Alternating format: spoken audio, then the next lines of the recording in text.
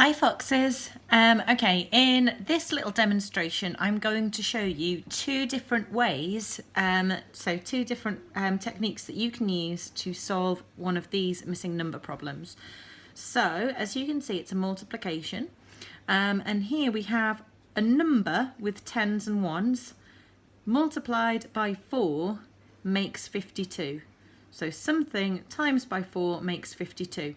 So the first way we can work it out is just to go through the multiplication, column multiplication, and see if we can work out which number is missing.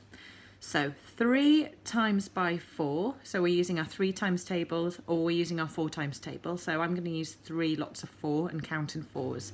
3 lots of 4s. So 3 4s are 4, 8, 12. 12. Okay, so that explains why there's a 2 there. But there'll also be a 1 there that I've carried over.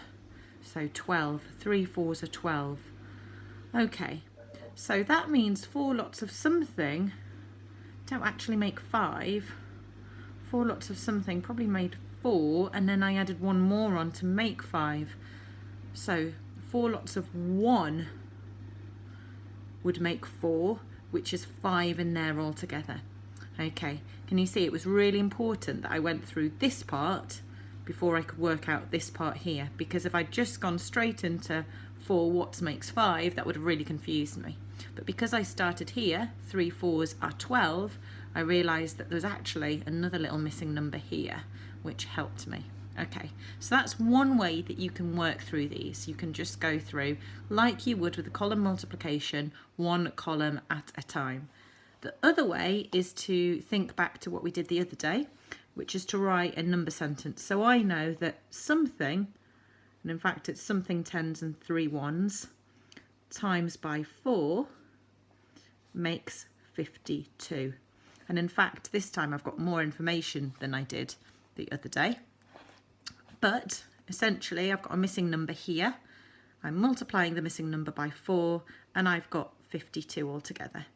So I've got 4 lots of a number, 1 lot, 2 lots, 3 lots, 4 lots. Got 4 lots of this number, and altogether that makes 52. So 52 divided into 4 equal parts makes this mystery number here, something with a 3 at the end. Could be 13. Could be 23, could be 33, we're not sure yet. Well, actually we are, because we've got the answer there, but this is how we can work through it. So as soon as you've drawn your clever bar model, you can see that actually you can work backwards to work out this number. And by backwards, I mean you're doing the inverse. So the opposite of multiplication is division, and the number I'm dividing is here, because we start with this big number. So I can write out 52, and I want to divide that by 4, which will tell me what I have in this box, which will also tell me 4 lots of what makes 52. And so if we're not quite sure of our 4 times table, then we can just do a bus stop method to work that one out.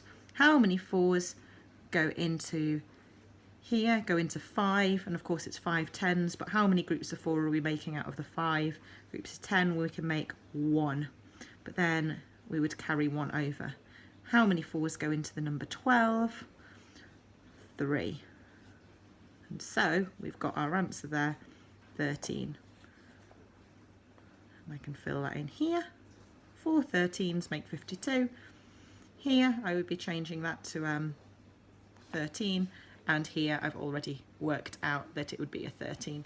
So that's 2 ways that you can work this out. The first way is to go through the column multiplication, putting in any numbers that you're carrying and remembering that they will affect your next column.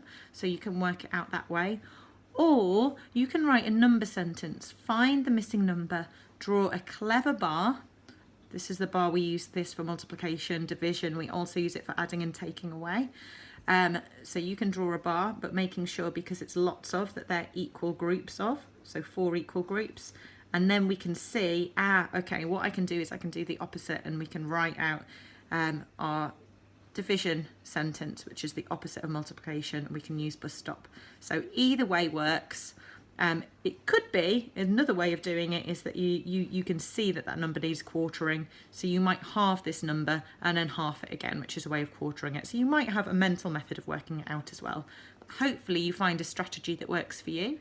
Maybe try all of the strategies so that you feel confident, or just try them out because you might find that you actually prefer one that you weren't expecting.